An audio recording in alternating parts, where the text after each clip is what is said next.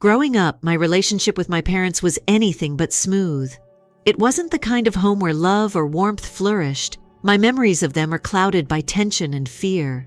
Even as a kid, I would count the years, thinking about how long I had to endure living with them before I could finally escape. My dad, Greg, is a textbook narcissist. He loved controlling every aspect of our lives, dictating what we could or couldn't do. As for my mom, Linda, she was a shadow of herself, always going along with whatever he said, never voicing her own opinion. Over the years, it became painfully clear that my dad had worn her down, erasing any sense of independence she once had. It was like watching someone slowly fade away. I'll never forget the day I was 14 when my dad suspected I was dating a boy from school. Greg didn't bother listening to me or asking about it. He just exploded, threatening that he would kill me if I was seeing someone. He didn't care that the guy was just a friend. To him, the idea of me even thinking about boys was unacceptable. My mom came into my room after his rant, telling me I was too young for such things, as if I had disappointed her just by growing up. I couldn't believe it. It was in that moment that I promised myself I would leave the day I turned 18. Life in our house was like walking on eggshells. Greg controlled everything, whether we could go out, if we could attend a party, or even simple decisions like who we could talk to. If it didn't fit his plan, it didn't happen. We were constantly on edge, wondering what might set him off next. When I was in high school, I got a job at a local supermarket. I was excited to finally have some money of my own, but of course, Greg found a way to ruin that too. He took every cent I earned, saying that since I lived under his roof, I needed to contribute to the household expenses. I told him over and over that it wasn't fair and that I should be able to keep my own money, but he'd just laugh and remind me that he could kick me out whenever he wanted. And that was the fear that kept me trapped there, unable to stand up for myself. Graduation came and I was ready to go to college. But, unsurprisingly, Greg had other plans. He told me he wasn't going to support me anymore, claiming he had already spent enough on my education. This was a joke, considering I had gone to public schools and there weren't any significant expenses involved. But I wasn't surprised. He never intended to help me succeed. I had no choice but to delay my college plans, but as it turned out, that year became one of the best in my life. I landed a job as a waitress at a fancy 5-star restaurant, earning decent money and learning how to be independent. The day I turned 18, I told my parents I was leaving for good. My mom, cold as ever, said they'd be glad to be rid of me. "We never want to hear from you again," she said. I didn't even care at that point. I was finally free. I rented a small room for myself and threw myself into my work and studies. I secured a spot in college to pursue a bachelor's degree in business administration. For the first time in my life, I felt genuinely happy. My routine was tough. College in the morning, working at the restaurant in the evening, and studying late into the night. But it was worth it. Every step I took was another step away from the suffocating life I had left behind. By the time I graduated with my bachelor's degree, I had already built a decent amount of work experience. I immediately started applying for jobs, and as luck would have it, I landed a position at a reputable company. To celebrate, I went out with my friends, and I even posted about my new job on Facebook. I was so proud of what I had achieved on my own. My siblings, who I still had on social media, saw the post and congratulated me. I didn't expect it, but a few days later I got a text from my dad. Greg, the man who had spent years controlling and belittling me, suddenly claimed he was proud of me and that he had always believed in me. It made me emotional, thinking that maybe he had changed and that he might actually care. But I was wrong. Shortly after, I received a package from my family. Inside was a bank statement showing a massive loan that needed to be repaid. Confused, I called Greg to ask what was going on. That's when he dropped the bomb. He had taken out a loan to open a store, but his business idea had flopped, and now he couldn't repay the debt. He didn't see it as a problem, though. To him, it made perfect sense that I should cover the loan now that I had a good job. I was in shock. How could he be so cold and selfish, expecting me to fix his mistakes after everything he had put me through? I hadn't forgotten all those years of manipulation and control, and now he had the audacity to ask for help. I wasn't going to let him off that easily. I sent them a letter in response, making it clear that I didn't recognize them as family anymore. I told Greg that he must have mistaken me for someone else because, as far as I was concerned, I didn't have a family. I thought that would be the end of it, but of course, he called me as soon as he received the letter. He was furious, calling me a cheap, ungrateful little girl. He said he thought I had grown up, but apparently I was still the same person he had always despised. I didn't let him get to me. I calmly told him that if anyone hadn't changed over the years, it was him. I hung up the phone, feeling a mix of anger and relief. Later, my mom called, trying to guilt-trip me, saying how disappointed she was and how, as the eldest child, I had responsibilities. I laughed. Responsibilities? Where was that sense of duty when she and Greg were treating me like dirt? It was only now, when they needed money, that she suddenly remembered I was part of the family. I told her that their loan was their problem, not mine. They hadn't taken it out for my education or for anything related to me, so they'd have to deal with it themselves. Of course, my mom didn't take that well, but I wasn't backing down. A few days later, my brother Kyle showed up at my apartment. He told me that Greg wasn't feeling well and that the financial stress was taking its toll on him.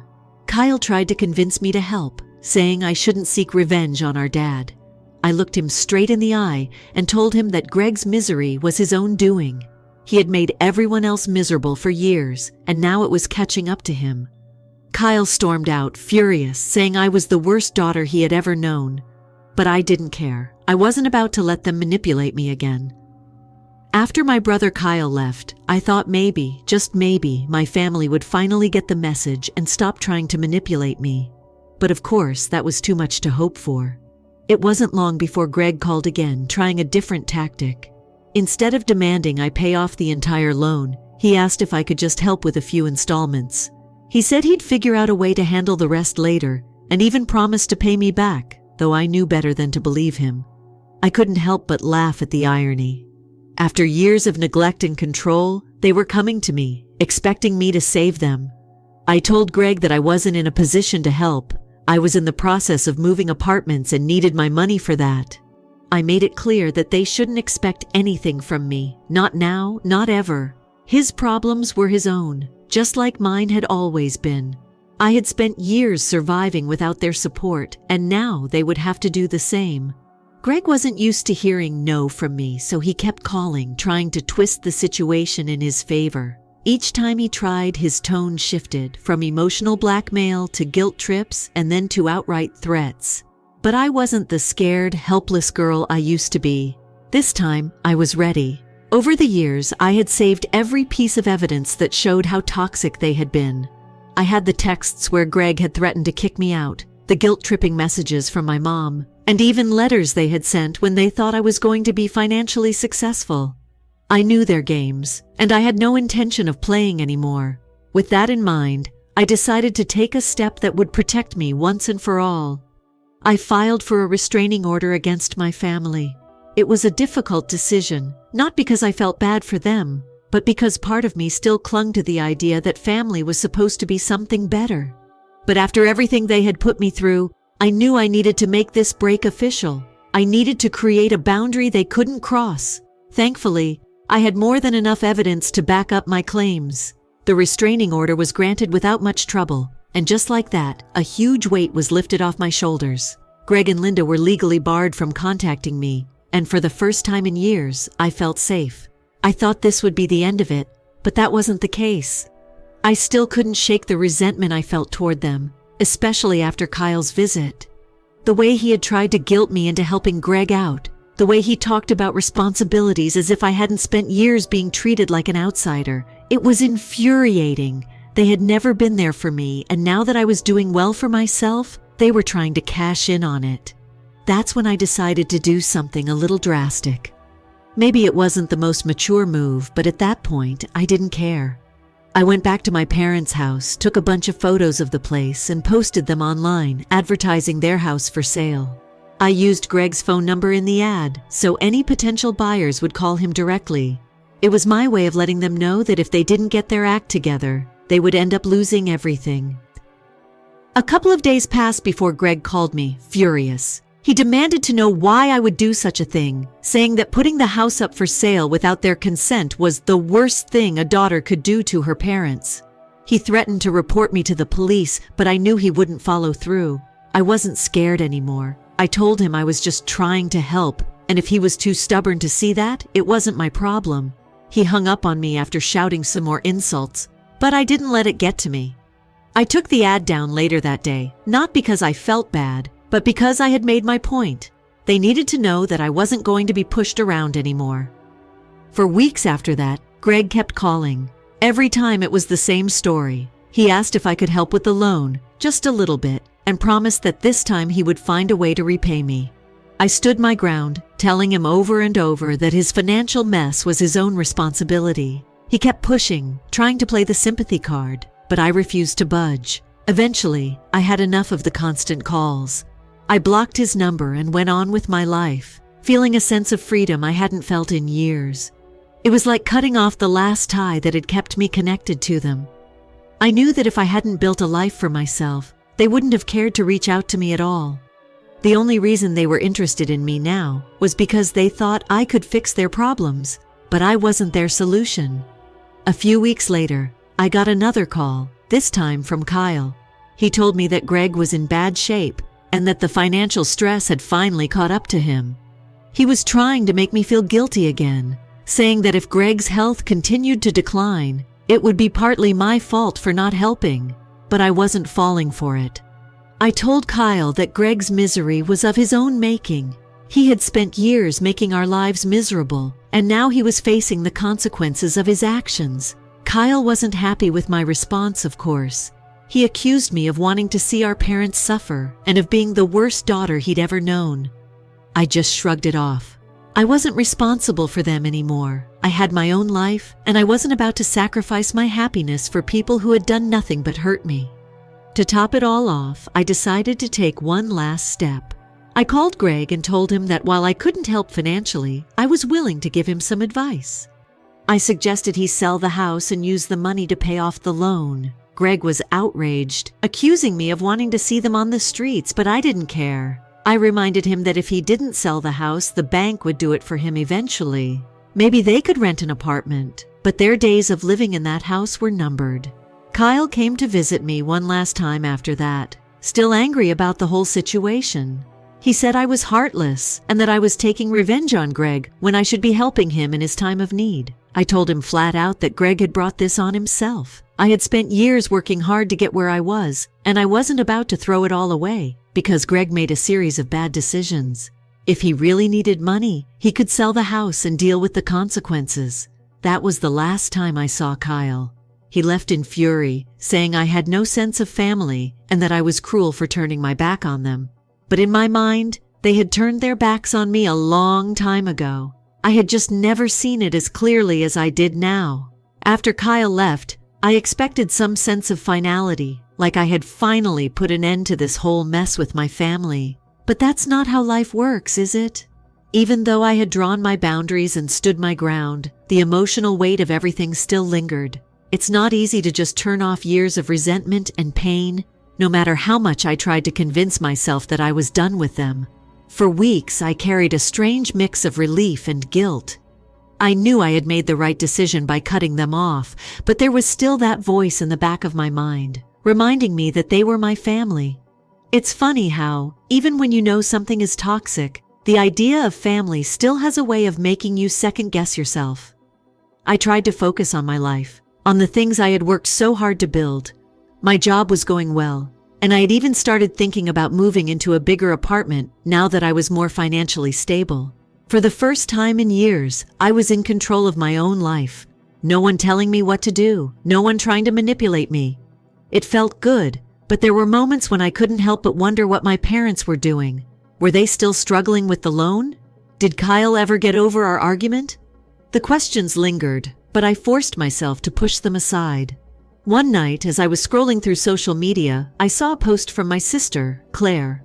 She hadn't been involved much in the whole drama with Greg and Kyle. She was always the quiet one, the peacemaker who tried to stay out of the chaos. Her post was simple, a picture of our parents' house, with a for sale sign in the front yard. It was happening. Greg had finally taken my advice, or maybe the bank had forced his hand. I didn't know. But the house I had grown up in, The house I had once longed to escape was now being sold.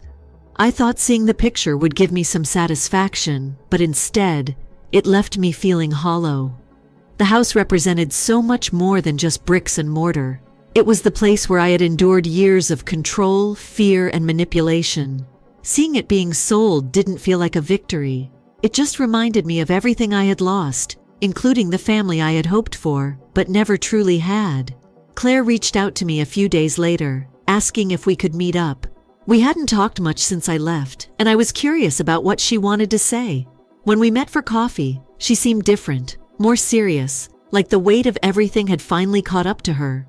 She told me that Greg and Linda were struggling. The house sale had barely covered the loan, and they were left with almost nothing. Kyle had moved back in with them to help out, but it wasn't enough. Claire asked if I would consider reaching out, maybe offering some kind of support, even if it wasn't financial. I listened quietly, but deep down, I knew my answer. I had spent too many years sacrificing my own well-being for them. I wasn't going to go back to being that person again. I told Claire as much, trying to explain that my decision wasn't out of spite. It was for my own sanity. She seemed to understand, but I could tell it wasn't the answer she wanted. Do you think you'll ever forgive them? She asked, her voice soft, almost pleading. I paused, thinking carefully before I answered. I don't know, I admitted. Maybe someday. But right now, I can't. They've never apologized for the way they treated me, Claire. They've never acknowledged any of it. How can I forgive people who don't even see what they did wrong? She nodded, though I could see the sadness in her eyes. I get it, she said quietly. I just wish things were different. Me too, I replied. And that was the truth. I wish things had been different. I wish I had grown up in a family where love wasn't conditional and where support wasn't something I had to fight for. But wishing didn't change the reality of what had happened. After that conversation, I decided to focus fully on my future. I started seeing a therapist, hoping to work through the emotional scars my family had left behind. The sessions were tough, bringing up memories I had buried for years, but they were necessary. I realized that while I had physically escaped my family, I still carried the weight of their control and manipulation in my mind. Therapy helped me unpack those feelings and begin the process of truly healing. As I continued to build my life, I found myself surrounded by people who actually cared about me, my friends, my colleagues, and even new acquaintances who quickly became close. I had created a circle of support that I had never experienced growing up, and it made me realize how much I had been missing out on. This was what family should feel like. People who lift you up, who celebrate your successes without asking for something in return. A few months after my last conversation with Claire, I received a text from Greg. It was short, almost uncharacteristically so. He simply said, "We've moved into a smaller place. I'm sorry for everything." That was it. No long explanation, no pleading, no manipulation, just those few words. I stared at the message for a long time, unsure how to feel. Part of me wanted to believe it was a genuine apology, but another part of me knew that it was probably too little, too late. I didn't respond. I didn't know what to say, and honestly, I didn't feel the need to engage with him anymore. I had spent enough of my life dealing with his lies and manipulation, and I wasn't about to open that door again. Maybe one day I'd be ready to forgive him, but that day wasn't today. The months passed, and with each passing day, I felt lighter. The more distance I put between myself and my family, the more I realized how much I had gained by letting them go. I wasn't just free from their control, I was free to live my life on my own terms. I had built a career I was proud of, surrounded myself with people who truly cared about me, and for the first time, I felt like I was in control of my own happiness. Every now and then, I'd think back to the days when I was trapped in that house, counting down the years until I could leave. It felt like a lifetime ago, and yet the memories were still vivid. But instead of feeling anger or resentment, I felt a sense of peace. I had made it out, I had survived, and I wasn't going to let the past dictate my future. Months after I received that short text from Greg, life had settled into a rhythm that I could finally call my own. My days were filled with work I enjoyed, friends who felt like family, and the quiet satisfaction of knowing I was no longer tethered to the toxicity of my past. Therapy was helping me let go of the residual anger. Though it wasn't an overnight fix, healing was a process, but for the first time, I felt like I was truly moving forward. I thought about my family less and less. Every now and then, a memory would resurface. Those tense nights at home, the constant feeling of walking on eggshells, but they no longer had power over me. The more I built my life outside of their influence, the more I realized just how much I had been suffocating under their control. Now, I could finally breathe. Not long after Greg's apology, Claire reached out again. She wanted to meet up for coffee, and even though I wasn't sure I was ready to dive back into family drama, something about her message felt different. She wasn't pushing me to reconnect with our parents, she just wanted to talk. When we met, Claire looked more tired than usual, as if the weight of our family had finally caught up with her too. She told me that Greg and Linda had officially downsized to a small apartment. Kyle had moved out, finding his own place after helping them get settled. Claire had been visiting them on and off, trying to support them in her own way. She mentioned that our parents were struggling, not just financially, but emotionally. Apparently Greg's health had worsened and Linda was quietly dealing with the fallout. I quote, "I'm not here to ask you to help," Claire said, her voice steady but soft. "I know you've made your decision and I respect that. I just wanted to tell you, things are different now. Dad's not the same, neither is Mom." I didn't know how to respond. Hearing that Greg was no longer the invincible, domineering figure I had grown up fearing felt strange. I had always thought he would never change, that he'd spend his life controlling everyone around him. But it sounded like life had finally caught up to him in ways I hadn't expected. Claire didn't press me to get involved, and I was grateful for that. I appreciated her honesty, but I wasn't ready to jump back into their lives. I had worked too hard to build a life without their influence, and I wasn't about to risk my peace for the sake of their problems. Still, something about her words stuck with me. After our conversation, I spent a lot of time reflecting on forgiveness. Not just forgiving them, but forgiving myself for all the years I spent trying to make them love me, trying to be the daughter they wanted. I had carried so much guilt for so long. Guilt for leaving, guilt for standing up for myself, guilt for not being the good daughter they always demanded. But the more I thought about it, the more I realized that forgiving myself was the first step in truly moving on.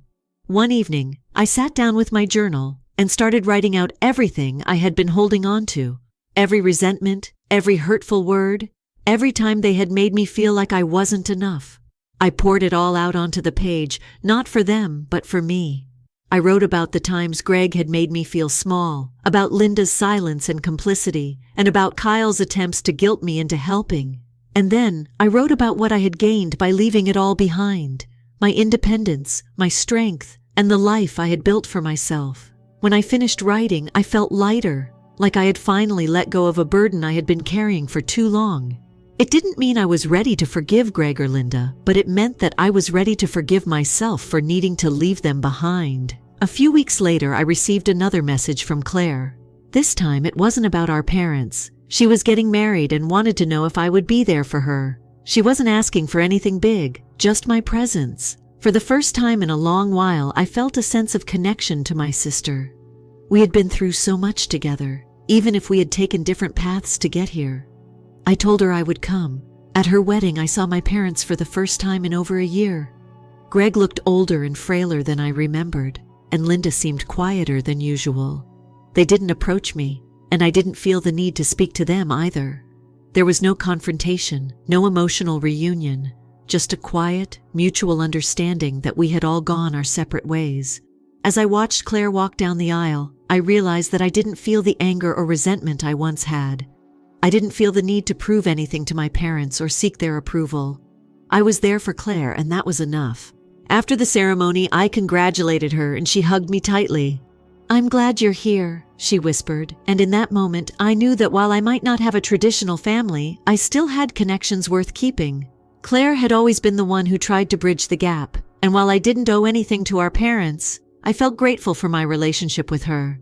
The months that followed were peaceful. I had fully committed to my career, and I had built a support system of friends who felt more like family than I had ever known. I had learned to set boundaries to protect my peace and to live without the constant shadow of my parents looming over me. Every now and then, I would hear from Claire, giving me updates on Greg's health or Linda's struggles, but I never felt the pull to re-enter their lives. The biggest lesson I took from all of this was that family isn't always defined by blood. It's the people who show up for you, who support you unconditionally, and who respect your boundaries. For too long, I had tried to fit into a mold that wasn't meant for me. Now I was creating my own definition of family, and it was stronger and healthier than anything I had known before. Looking back, I don't regret the choices I made. I don't regret cutting ties, and I don't regret building a life away from the chaos and control that once defined my childhood. I found peace in knowing that I had done what was right for me, even if it wasn't the easy choice. As for Greg and Linda, I don't know if I'll ever truly forgive them, but I do know that I no longer carry the weight of their expectations. I am free, and that freedom is more valuable than anything they could have ever offered me.